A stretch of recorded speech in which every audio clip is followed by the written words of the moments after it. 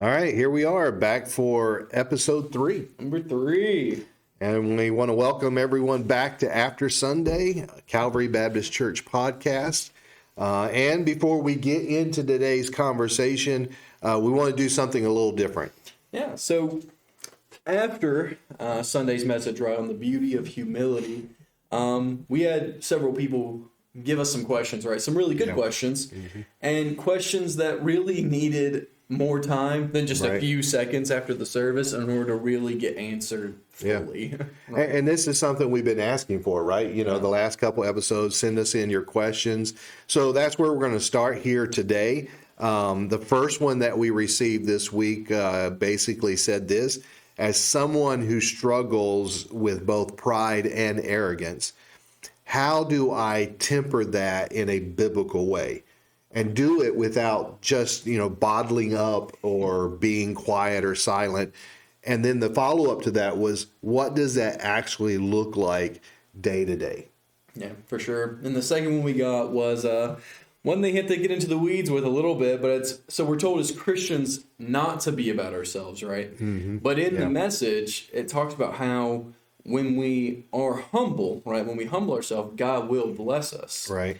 So if I'm pursuing humility just to get the blessings, is that still selfish? Right. It's almost like we're contradicting ourselves. Yeah. And that's one that's really going to keep you honest when you start thinking about it, right? Yeah. That one's going to, again, get into the weeds a little bit with that one. But we got a lot to say about both of those, right? And we think by the time we're done answering those, everyone's going to walk away with some real, just practical handles on what humility actually looks like in real life in the day-to-day. Yeah. So let's get into it, right? Yeah. Sure. So this week you were preaching. That's right. I was sitting, and my wife really enjoys that when she has me out there to sit with her, because most of the time she's just listening to me. Just sitting by herself. That's right. Cheering you on. So I had to be the one sitting taking notes this week. And so I was writing furiously. But kind of getting the conversation going here. What as you were working on the message, as you preached the message, what really stuck with you? I mean, I think if anyone that could have seen my outline would have known what stuck out to me. Right. And it was that passage from James 4:6. And it says, "But he giveth more grace, wherefore he saith, God resisteth the proud, but giveth grace unto the humble."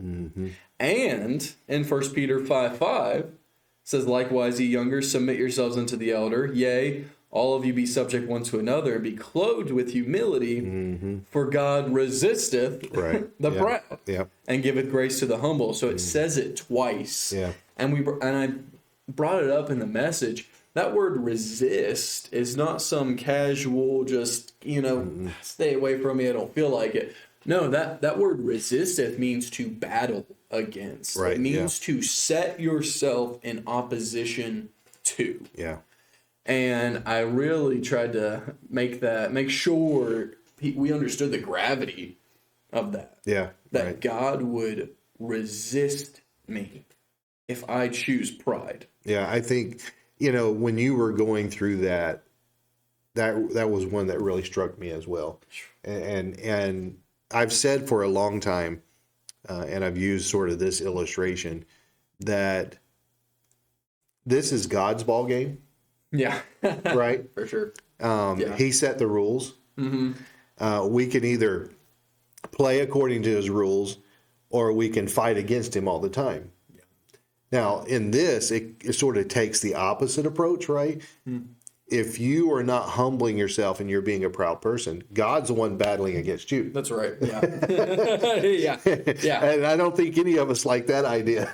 You don't see this language really about many other things. Right. Outside of pride. Yeah, exactly. He gets really serious when it comes to this. And I think, that's a tough truth to confront. And to be honest with you, it's one of those passages that I don't fully understand.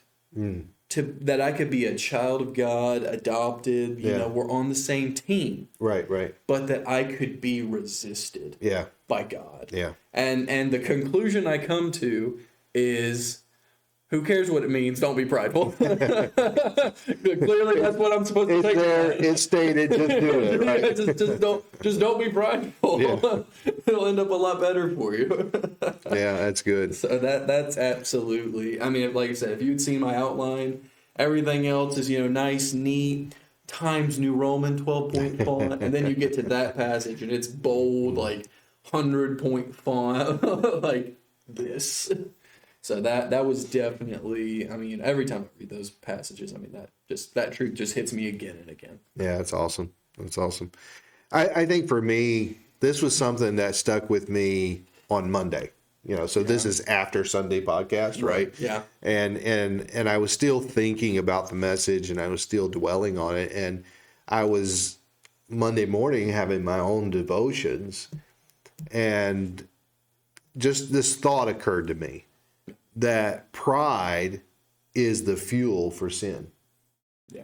Right? I mean, if you stop and think about it, you look at all the sin that we're involved in, whether it's words, whether it's actions, thoughts, you can trace almost every single one of them back to this pleases me, this is what I want, this is what I desire, and that's all pride. Yeah, 100%. Yeah. And, I thought back to the Garden of Eden, and by the way, Satan fell because of pride. He thought he could lift himself up above God and be better than God, right? And then when we get to the Garden of Eden, here is Adam and Eve. He comes to Eve. He appeals to her pride. Yeah. Right? God's holding something back from you that's really, really good. Right. But you can take it for yourself. and she looks at the fruit and she sees that it is good to eat and a fruit to make one wise. That's what the Bible says. Mm-hmm. And that's all what? This is what I want. This is going to help me. And that's pride. And so, from there, he kind of went into a full-blown attack on the promises of God. But, everything about sin is something that appeals to our pride. And what was the result of Eve then giving into her pride? She committed sin, right? And I'm also reminded of another verse. This is 1 John chapter 2, verse 16, which says, "For all that is in the world," right? "The lust of the flesh, the lust of the eyes, and the pride of life is not of the Father." Yeah.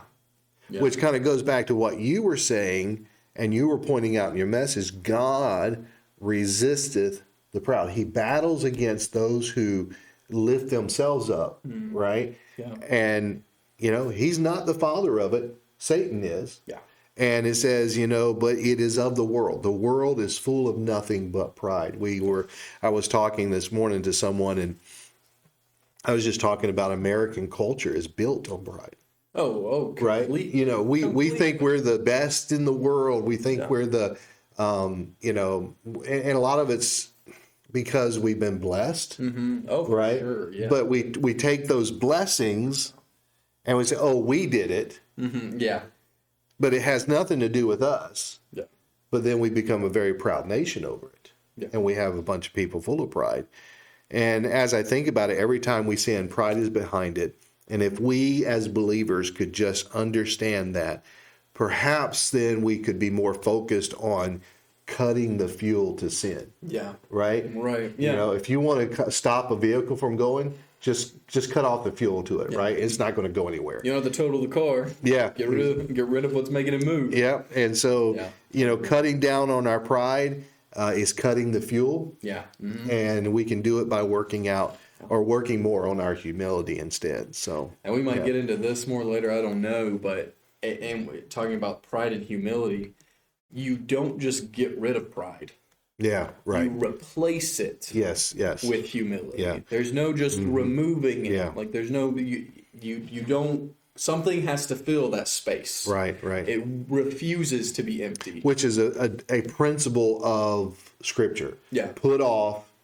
Put on. Yes. Right? Yeah. And so if you're going to put off pride, then you got to put on humility. You must. Yeah. Yeah. No, that's good. Yeah. That's good. So, something from the message to apply this week. Right. Yep. What do you think? Well, in your message, you already gave a very practical tip, right? You said this week, catch yourself before you speak, act, and ask. Is this pride talking? Right. Yeah. Right. And as noted, pride is deceptive, right? It's deceptive in the fact that it sells you a lie, Oh, yeah. right? Constantly. And it's not something that announces itself. Hey, here I am. I'm Pride. I'm here to sell you something you don't really want. It's not that. It's not Satan with his pitchfork. Exactly. Which, let's not get started on that subject. So it convinces you that you're right, that you deserve. This is all that what you said in the message, right? You deserve recognition, that you may be losing something if you back down. How many times have I seen people, like, they'll get a burden for a ministry in a church, right? Yeah. And they'll come to me as a pastor and say, Pastor, I really feel like this is an area that Lord could use me in.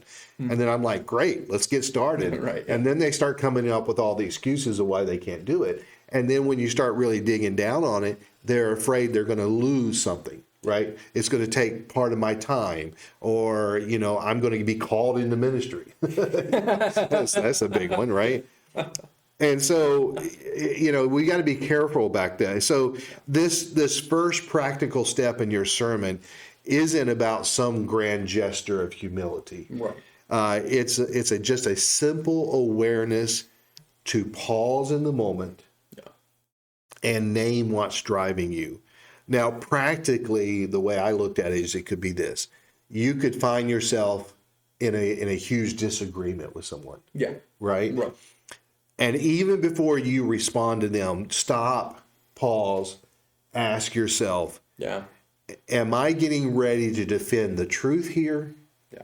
Or am I just getting ready to defend what I believe and I want and what I desire out of this? Yeah. Just my point of view. Yeah. I mean, and this is practical, right? It's like in the middle of an argument, or during an argument, or before an argument. Right. Yeah. Well, even the humility to admit that maybe your first reaction to what someone said to you is not perfect. Right. And Yeah. that you should take a second.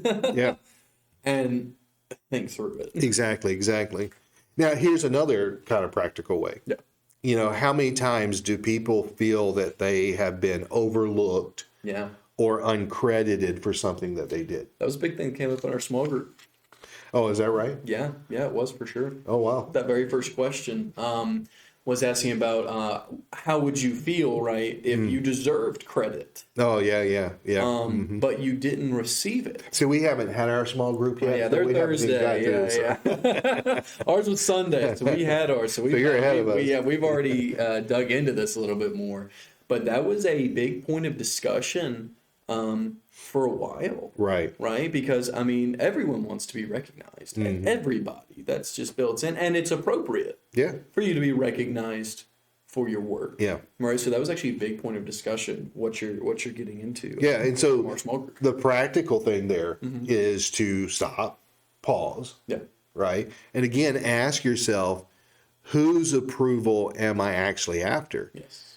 Am I wanting the accolades for myself, or am I doing this because I know Christ is the one that needs to receive it? And then another very practical way is just at the end of every day, do just a very quick, honest review for yourself by asking, was there a moment today where pride was in the driver's seat? Yeah. It was the one driving what I said, what I did. And then remember, we always got to keep the key verse of the whole sermon, right? We've got to keep it in mind that God resists the proud. And if we will work this way, we can get pride out of the way. So God is resisting, then battling against us. Right, yeah. And instead, he's blessing us. He's working through us. Yeah. So what about you? Yeah. Honestly, mine is just a less detailed version of what you just said, really. Because I think for me, again, just really simple. But I think this because obviously I'm not with I can't be sitting there on someone's shoulder, on everyone's shoulder of every moment of every day, saying, like, this is how a humble person would react in this situation that you're in right here in this moment. Right. Now, obviously, I can't. No, like, we can't do that. I can't do that.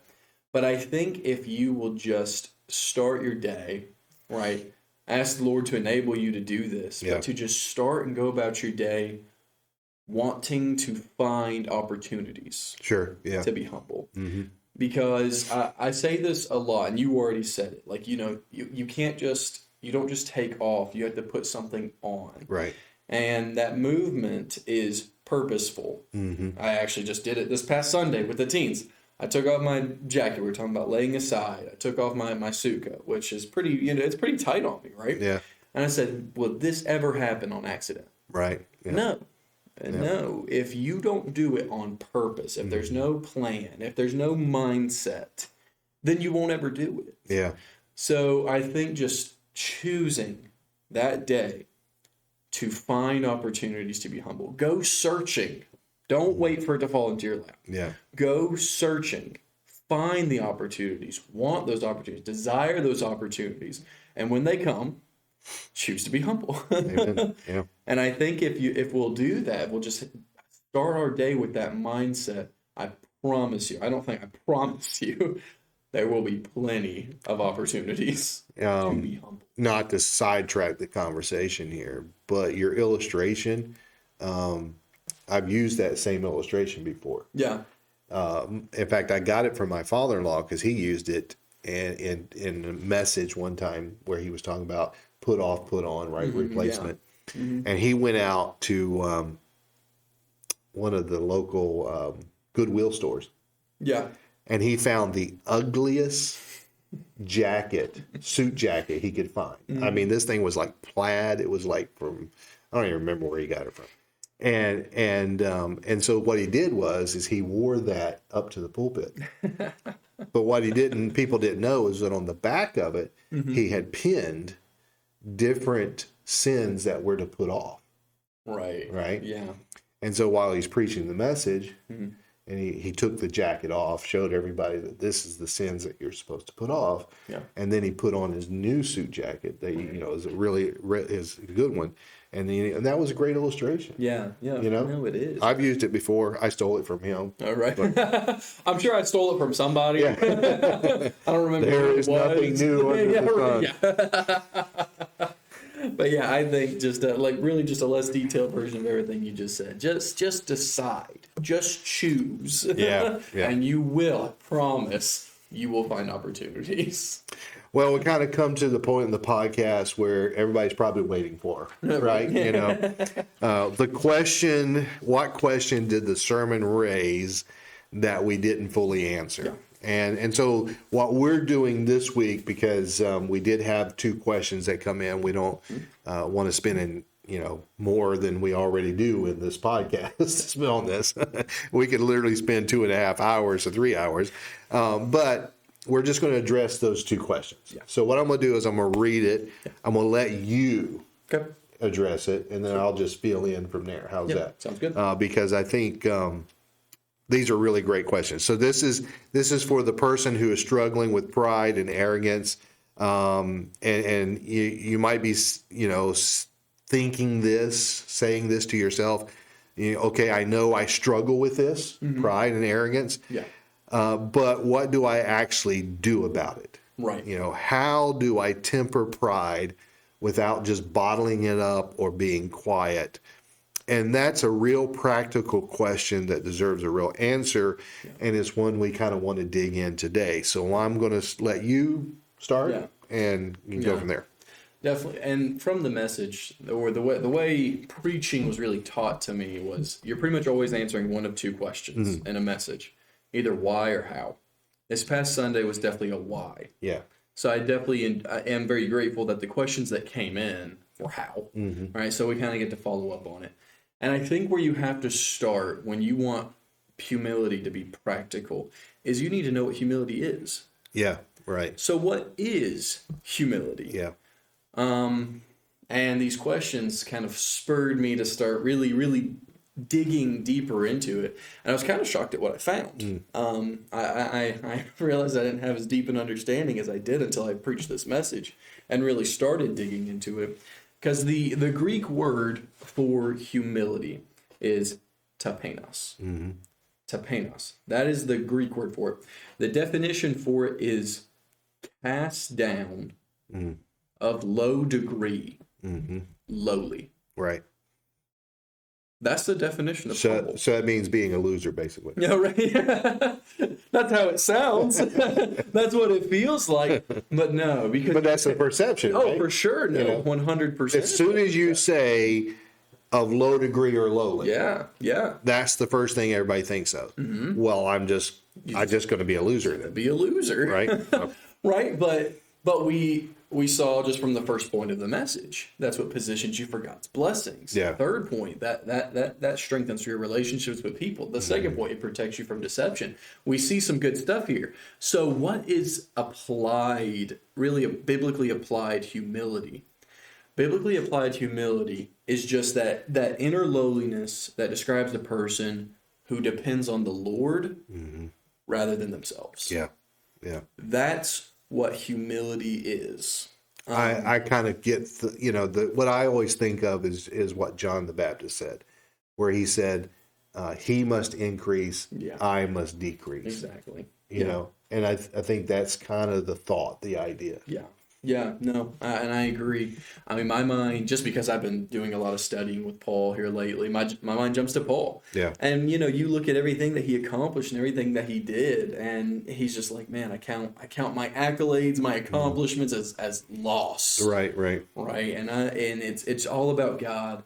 But I think when we start trying to answer this question here, you need Philippians 2:3 is what I believe. Right. And Philippians 2:3 says, "Let nothing be done through strife or vain glory, but in lowliness of mind let each esteem other better than themselves." Yeah, great verse. And this is where the question had me digging a little bit deeper. And I learned some things from this question. So that word esteem, I did not know what that word meant until yesterday. Like truly understood what it meant, really got it. And it means to suppose.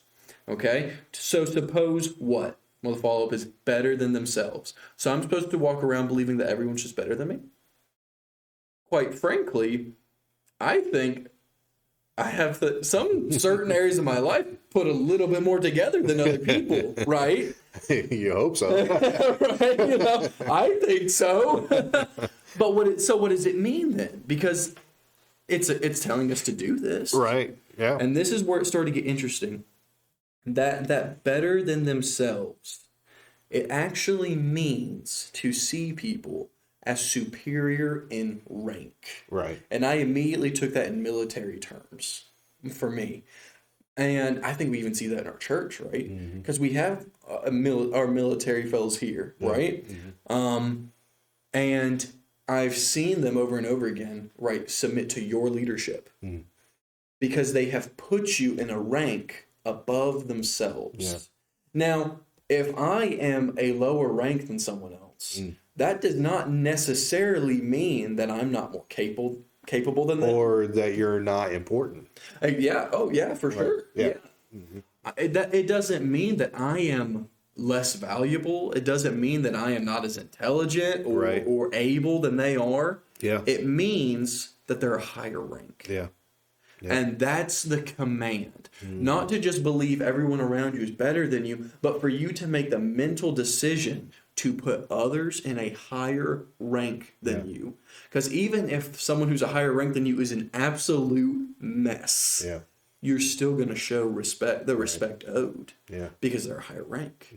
And that's the command here. And I think that's how you apply it practically. You interact with people in a respectful manner because you have placed them in a rank higher than you. There's two thoughts that come to my mind as you were talking about that. You alluded to this in your message. You were talking about Christ washing the disciples' feet, right? And I think Christ gave us probably the perfect example of humility. And the reason I say that is because when you look at the verse that you just quoted, Philippians 2:3, but in lowliness of mind, let each esteem, suppose others better than themselves. And here we have the God of the universe getting on his knees, washing these men's feet. Mm-hmm. Yeah. And it didn't change who he was. It didn't change the authority that he had, the power that he had. He just simply said, I'm going to put myself in a position. I'm going to be lowly in mind. Yeah. That these men are going to be the men that I'm going to minister to and I'm going to serve. Yeah. Right? And when I think about that story, who was the first one to automatically react to all that? Peter. Yeah. Peter, no, you're not going to wash my feet. Yeah. This is not for you to do, Lord. Right. And that's, But he still wasn't willing to do it. So. Well, that's the pride coming in. Yeah. Mm-hmm. Right? Yeah. And the first part of this verse is, let nothing be done through strife or vainglory. That's pride. Right. Yeah. When I feel like I have to have this and I will do whatever I have to get it, that's strife. Yep. Vainglory is nobody knows it better than I do. That's right. Yeah. Nobody can do what I can do. Mm-hmm. That's vainglory. Yeah. And another thought that came to me as you were talking about this, what was it that Christ said about the two commandments, right? The two most important commandments. First one is love the Lord thy God with all thy heart, soul, and mind, strength. We tend as believers not to have a problem with that. Right. Okay, I love the Lord. Why? Because he loved me, Yeah. But the next one is the one that we don't like. Right. And then notice what he said about that one. To love your neighbor even as you love. Loving ourselves is pride. Mm-hmm.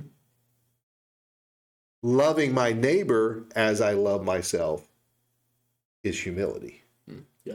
Yeah. Mm-hmm. You see? Yeah. Mm-hmm. And I think for all of us, the question is, I struggle with this. How do I actually go about it? Well, the best advice I can say is go serve somebody else. Right. Yeah. Yeah. Put someone in that higher rank. Yeah. Let's put it in a marriage relationship. Husband and wife, disagreement, argument, right? At some point, in order for that to be reconciled, someone has to set their pride aside. Yeah. And they have to use humility. Yeah. To say, listen, I'm wrong. Will you forgive me? Right? Yeah. And that's the practical side of it. And so, what do I do about it? It all comes back to this: obey Christ. No, right. Yeah. Yeah. And I know that sounds like a pat answer, but it's not really a pat answer, because how many times do we want to do what we want to do and not do what God or Christ has instructed us to do? Yeah. Oh, for sure. You yeah. see. Mm-hmm. And obviously answering that, like you already mentioned, I mean, it could go on for hours and hours and hours. Yeah. We've talked about how the good things that we produce come from the fruit of the Spirit. So you get that by building a relationship with God, right? So it all starts there. But I mean, as far as, because the question is humility, Right? I think you're spot on. You have to. It's how you treat people. Yeah, exactly. And choosing to love other people and choosing to not love yourself. Now, one thing we can't forget, though, Yeah. is that me choosing to serve others has to be founded on my love for Him. Right, of course. Right. Yeah. Oh, anything else is going to fall apart real fast. Yeah, and we want to make sure we're not separating the two, because sometimes there's we want to put this one over here and that one over there, but they really do work hand in hand. Yeah, yeah. It all starts with that relationship, and the Holy Spirit produces good fruit. Yeah. That's where it comes from. But as far as just our answer, and trying to, again, make it as universal as possible, since I'm not just a little person on your shoulder looking at you moment to moment. Yeah. This is a mindset that I'm going to carry for me, and that makes very practical, objective sense to me. I'm not looking at everyone else as better than me, but I am called to look at other people as a higher rank. And you even brought up Jesus.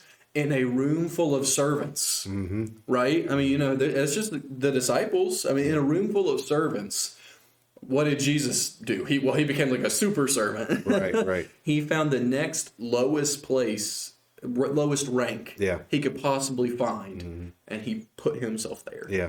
And that is a way of living humbly, practically in your life. Yeah. I think the word submit, if I remember right, in the Greek actually means to rank under. Oh, really? Oh, wow. Okay. Yeah. See? Hey, there you go. I know.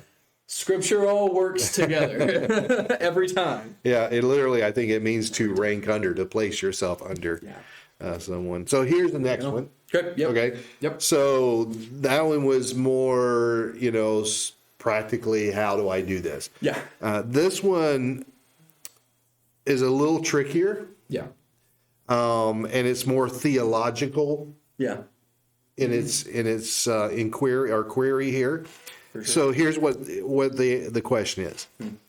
If the Bible promises blessings to the humble, and I am a person who pursuing humility because I want those blessings, right? Yeah. I want the hand of God on me. I want the peace. I want the joy. I want the happiness. I. So you see where I'm going with this, okay? Am I still just being selfish? Yeah, right. Or is that even the right motivation? And it almost feels like a catch-22, and it really is worth talking about, right? Because I think there are a lot of people who struggle with that. Yeah, and I think it comes from, it almost feels like you're trying to wear both jackets at the same time. Right, exactly. You kind of took pride half off, and then you put humility there, right? And then everybody's looking at you weird. Right. Who dressed you this morning? Yeah. And just like you can't do that, right? You can't. The two can't coexist. Right. Exactly. They can't. They don't work together. And I would say, pretty just simply, my short answer is yes. That's the wrong motivation. Yes, no, you cannot wear both coats at the same time. It doesn't work. Yeah. And interestingly, as I was really starting to dig into this, because I really wanted to answer the question as thoroughly as possible, I think the answer is still in Philippians 2:3. And it's in the first half of the verse where it says, "Let nothing be done through strife or vainglory." And here's something with the Bible and in your study. Be careful that you really know what the words you're reading mean. Right. Word study is so important. Yes, it's so important. Because that word strife, if you just take that for the Webster's Dictionary definition, you're missing a little something there. Because that word strife in this passage, the Greek word is arithea, okay? And it's from the word aritheuo. It's a little weird, aritheuo, which literally means... You say those so much better than I do. I really enjoyed the part of Greek class where I could just say the words. I didn't know what they meant. I just like reading them. I was like, that sounds funny. And I really enjoyed that. I get that North Carolina accent going in there, and it gets it all messy, But go ahead, I'm sorry. Oh, you're good. But that word aritheuo literally means work for hire. Work for hire.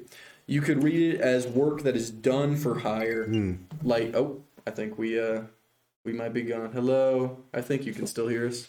Yeah, we can still hear. Yeah. We're still here. Yeah. Everything's fine. But that work for hire, you can read it as work for hire like a mercenary, right? A mercenary takes on a contract to do something for gain. Okay? They've been hired. They're going to do something, but they're going to receive a wage from it. Right. Okay? So that word strife is that arithea, right? Okay? So, arithea can also be read as selfish ambition. And it places self-interest ahead of what the Lord declares as right or what is good for others. So if you're only doing it for a blessing, then you are doing it for arrhythia or strife. Or vainglory. Yeah. Yeah. So if you're just doing it for the blessing, then you are literally in direct violation of Philippians 2:3. Yeah. That arrhythia, that strife that says, I am doing, like a mercenary, I am doing this work for gain. Self has hired you out. Yeah. Yeah. I mean, that's... Yeah. I mean, that's what it is. Yeah. You're working for self at that point. Yeah, 100%. Yeah, no, completely. You're just a selfish mercenary. That's right. It's about self-ambition. It's about your gain. Yeah. It's about what you get. No, that's great. I mean, I think that's awesome because I don't think I've ever looked at it from that. I hadn't either. I hadn't either. I was digging yesterday. I was like, man, this is cool. Yeah. But that question I started looking into it, and it's literally directly addressed right here in Philippians 2:3. Isn't it interesting? Exactly that strife. Isn't it interesting that Paul was never military? Right. But yet he uses so many kind of military terms. Yes. It really is interesting. I think another thing, just to kind of tack on to that, if I might, go for it. is I would agree with you the motivation's wrong. Right? If I'm just doing it to receive blessings, then I missed all of John chapter 14. Yeah. Right? Because you kind of tie it back to that series, right? Yeah, completely. Yeah. Because Christ said several times in that chapter, if you love me, keep my commandments. If you love me, keep my word. And the motivation for anything that we do in our Christian life should be our love for him. Yeah. 100%. Right? Not our love of what I'm going to get out of it. Exactly. And I think this is the same thing. Sometimes we say, okay, well, I'm going to be humble simply because I don't want God resisting me. Well, that's a selfish motivation. Yeah. I mean, it really is. Yeah. If I'm going to say, if I say, okay, I'm going to be humble because I love God. And just stop right there. Yeah, and that's where it is. Right? But we want to fill it in, you know. Right. And then I will get. Exactly. And I think that's where too many times, we get off track. Right. Or we get derailed. And what is the one thing that obviously even in that moment is derailing me? Pride. Because if you stop and think about the question, the Bible promises blessings to the humble. I pursue humility because I want those blessings. Well, automatically now we've switched from humility to pride. Yeah. And it's like you said, trying to wear two coats at one time. Yeah. Yeah. Yeah. That's a great analogy. 100%. Yeah. 100%. So really quick, because I don't want to use up a bunch of time, but I do have an interesting question for you. I don't have an answer. Because there is an element of this where you can see a little bit of validity, right? There are promises. For sure. Because everything God tells us to do comes with promises. That's who He is. Yeah. And that's really just my question. What is his purpose behind giving those promises? Because obviously it's not for us to see as payment, because that's the wrong motivation. That's the wrong outlook. What's the correct outlook on why he's giving those promises? Why? Well, I think it's just the goodness of God. Yeah, I agree. Right? I mean, it's just the goodness of God. It's just who He is. And I've said this many times, I don't think God is just some God up there somewhere who just is pulling strings. And, no, He's a very personal God. Yeah. And He loves. I mean, why did He create Adam and Eve and put them in a perfect garden? Right. And then, let them have all the fruit that they had. And, I mean, that's just who God is. He's a good God. I mean, He just is. And so anytime that He deals with us, He wants to provide His goodness to us. And He knows, I mean, in a couple of weeks, not this Sunday, but next Sunday. No, actually, it is this Sunday. This Sunday is, we're going to be talking about Him giving us the Holy Spirit. And then one of the things that He says to us is that He will give us His peace, not even as the world gives, but His peace, the peace that He had. So why is He giving us peace? Right. Because He knows the chaos that's around us. He knows the problems that we're going to see. And so if you love me, keep my commandments. But along with that comes what? The Holy Spirit, comes peace and joy and happiness. But it is conditional. Yes. Yes. If Yeah. you love me, keep my commandments. Yeah.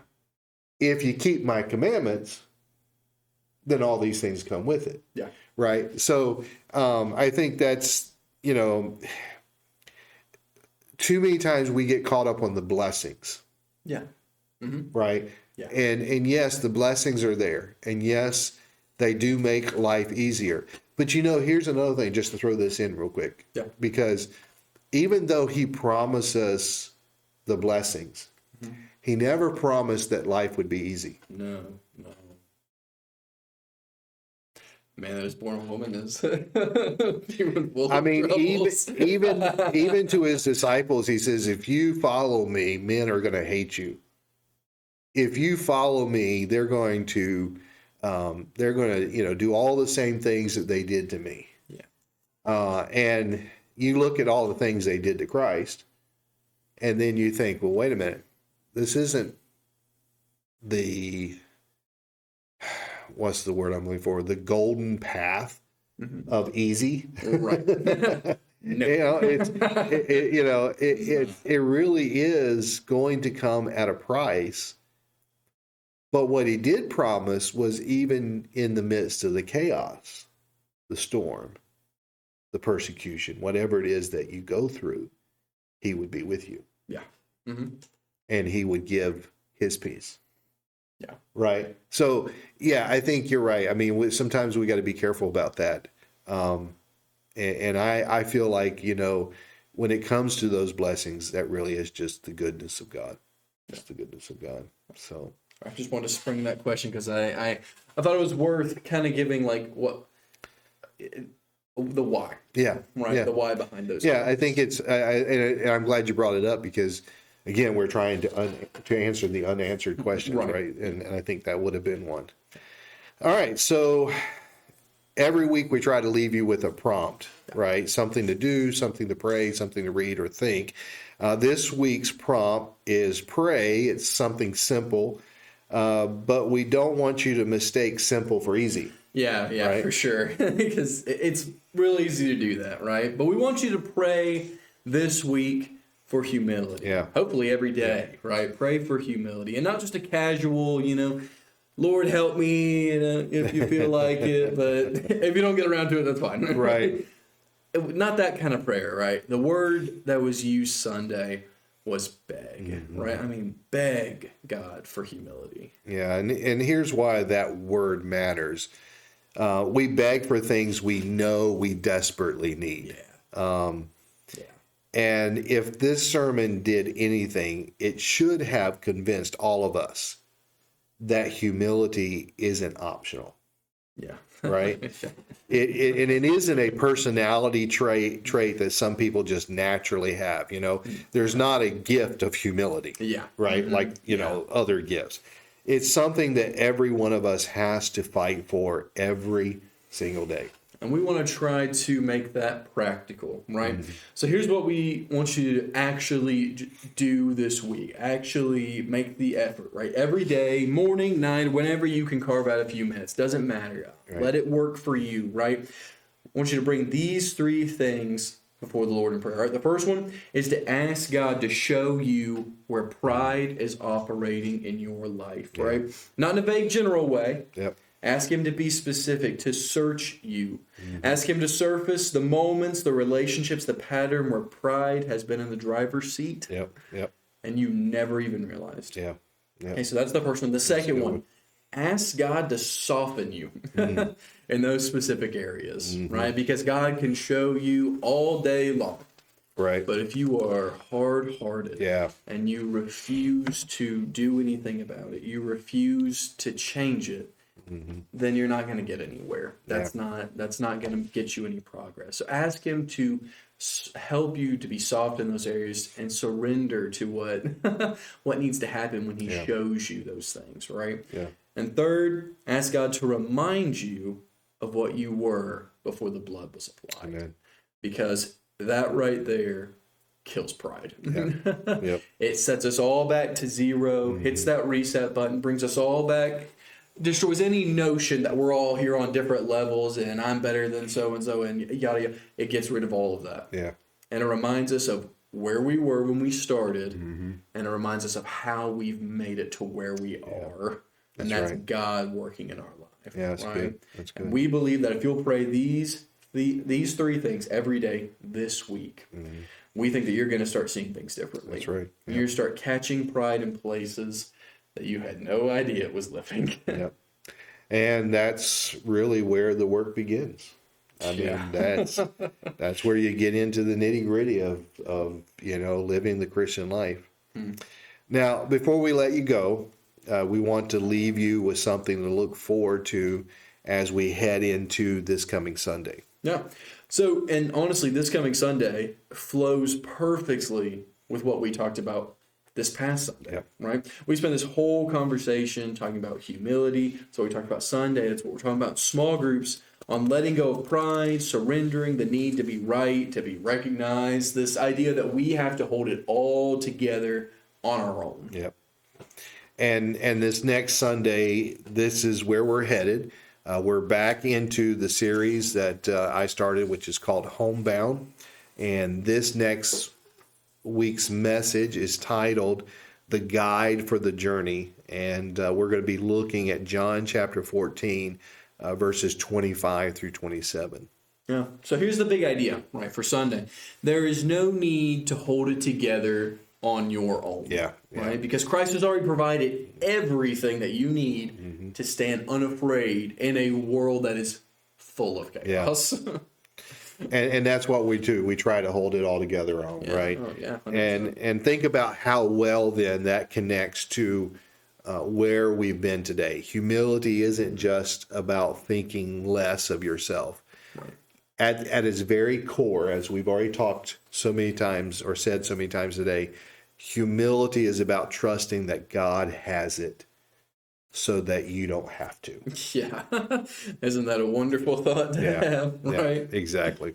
So next Sunday, we're going to see exactly what that provision looks like, right? What Christ has already given us, what it means to not just survive the chaos, but to stand unafraid in the middle of it. So do the work this week. Pray for humility. We gave you 3 things to pray about. Take the low place. Have lowliness of mind, as the verse said. And then come Sunday, come ready, because the message waiting for you is going to meet you right where this week's work leaves off. So we'll see you back here after Sunday. Thank you for listening to After Sunday, a Calvary Baptist Church podcast. And we'll see you next week.